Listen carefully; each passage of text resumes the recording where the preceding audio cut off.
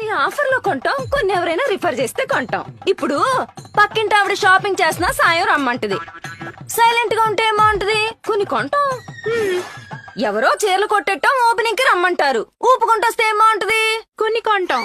ఆ మొన్న మన కాలనీ కమ్యూనిటీ హాల్లో ఎగ్జిబిషన్ పెట్టారు.